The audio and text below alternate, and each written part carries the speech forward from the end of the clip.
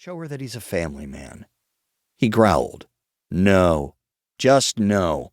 Have you forgotten that he cheated on Mindy senior year? I sighed. Fuck. I wanted to give Lucas the benefit of the doubt, but cheating? Liam, I chided. What do you think you're going to do? March in and tell her that she's forbidden from seeing him? I laughed, imagining the scene, because as sweet as Wren was, she would bust his ass. Of course not, he scoffed. You act as if I don't know my own sister.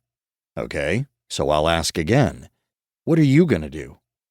Have a little chat with Lucas. I shook my head. I might not like the idea of Wren dating Lucas, but you're crossing the line, and if Wren ever finds out, she's not gonna find out. He stood, jabbing a finger in my chest. Because you're not gonna tell her, are you? Liam. I rubbed the back of my neck.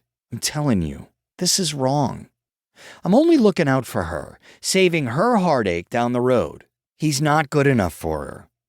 I didn't disagree. I wasn't sure there'd ever be anyone good enough for Wren. But still, don't you think she should be allowed to figure that out for herself? No, he snapped and turned away. Matter closed, discussion over. I understood Liam's desire to protect Wren, but still, it seemed a bit overboard. Even if I was selfishly, silently cheering inside that the date wouldn't happen. But then another thought occurred to me. How would Wren feel? Would she see it as a rejection? That Lucas stood her up for no apparent reason? But when I glanced up to mention it to Liam, he was already gone. Shit.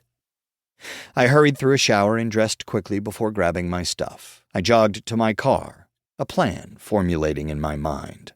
If I couldn't stop Liam, maybe I could do damage control with Wren.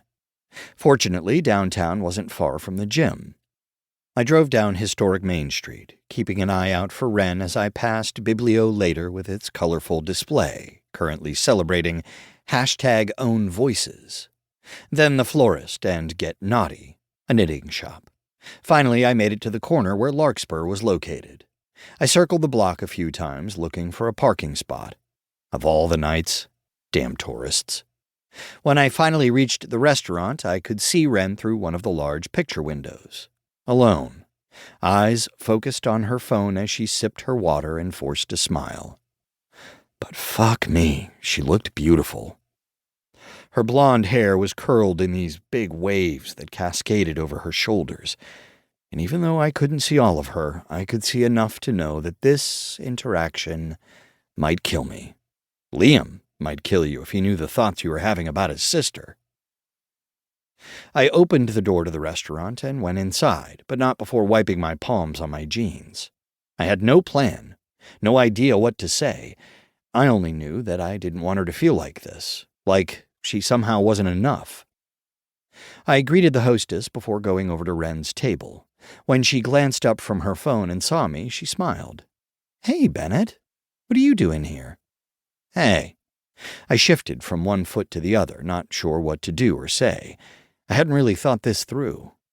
But maybe Liam had changed his mind. Maybe Lucas wouldn't be deterred by their conversation.